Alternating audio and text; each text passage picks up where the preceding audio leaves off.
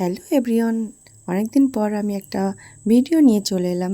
তো সবাই কেমন আছো? আমি তো খুব ভালোই আছি। তো আজকে ভাবলাম আজকে একটা স্পেশাল ডে, তো ভাবলাম চলো একটা ভিডিও বানানোই যাক। তো কি ভিডিও বানাচ্ছি, কোন বেশিকে বানাচ্ছি বা কি ব্লগ করতে চলেছি, সেটাই আমি তোমাদেরকে দেখাবো। তো বলেই দিই, অত ওয়েট করার মতো জিনিস না, তো বলে দিই। তো আজকে আছে আমার মেয়ের যোগা কম্পিটিশন। তো সেখানেই, সেই অনুষ্ঠানেই আমরা সবাই যাব। তো তাই জন্য চটপট রেডি হয়ে নিচ্ছি।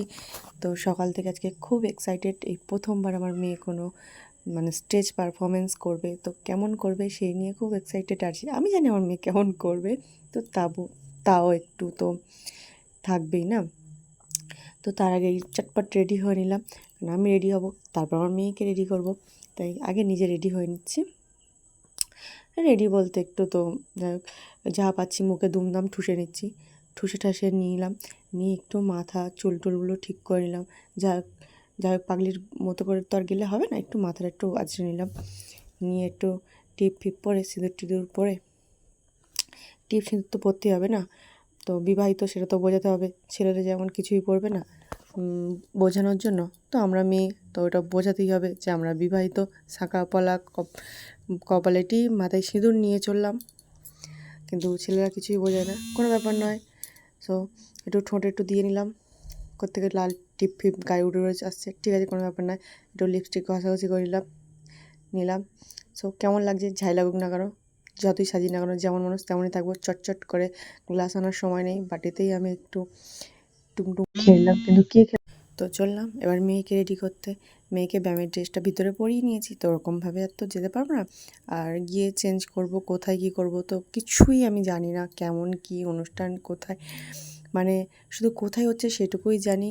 তাও প্রপার অ্যাড্রেসটাও ভালো করে জানি না, যেতে যেতে জেনে যাব, সেটা কোনো ব্যাপার নয়, কিন্তু যেতে তো হবেই। তো মেয়েকে তার উপরে একটু ড্রেস পরিয়ে নিলাম।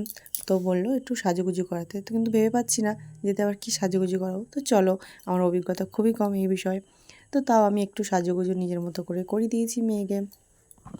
তো কেমন লাগছে জানি না, আমার কাছে আমার মেয়ে সর্বদাই সুন্দর।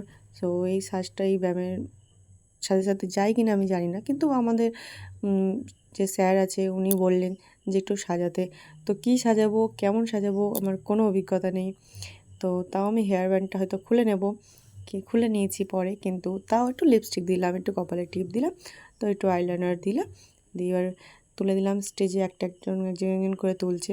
তো 6 বছর পর্যন্ত বাচ্চাদের, 1 থেকে 6 বছর বাচ্চাদের ওপরে তোলা হচ্ছে স্টেজে।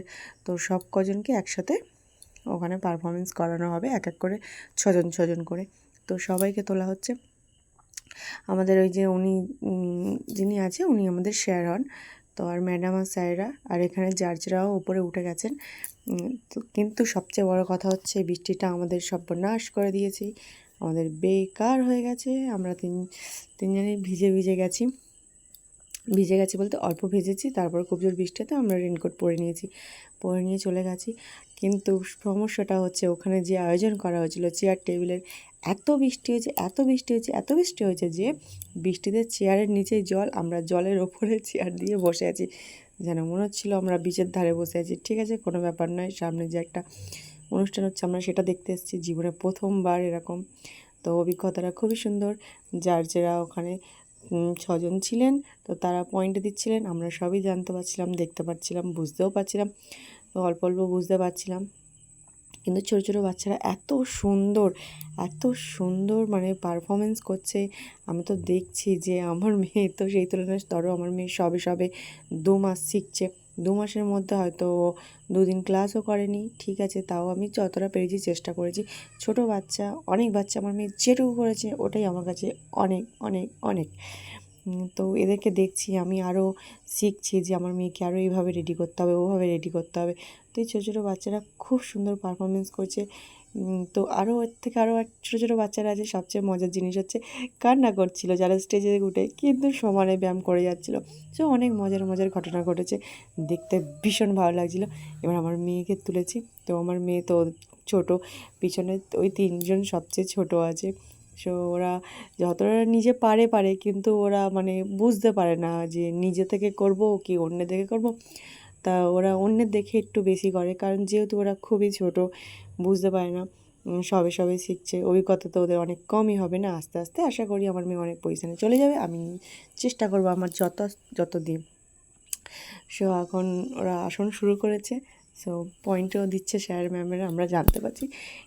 আমার খুব ভালো লাগছিলো, আমি এক্সাইটেড ছিলাম, এতটা এক্সাইটেড ছিলাম বলতে পারতাম।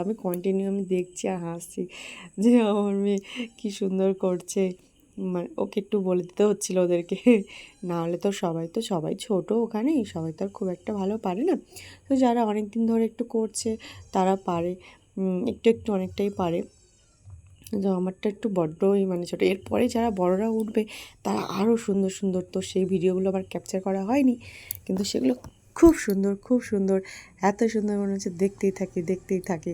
সো সরি, সেই ভিডিওগুলো তো আমার নেওয়া হয়নি, কারণ প্রচণ্ড বৃষ্টি পড়ছিল। মানে বৃষ্টিটা যেন মনে হচ্ছিলো ওই দিনের জন্য ওয়েট করছি, যে কবে আমরা যাব আর আমরা ঝরবো, মানে এরকম একটা মনে হচ্ছিলো। যে এত বৃষ্টি, আমার মনে হচ্ছিলো যে আমি কীভাবে এখান থেকে বাড়ি যাব বা এই জায়গাটা আমি কীভাবে পৌঁছাবো।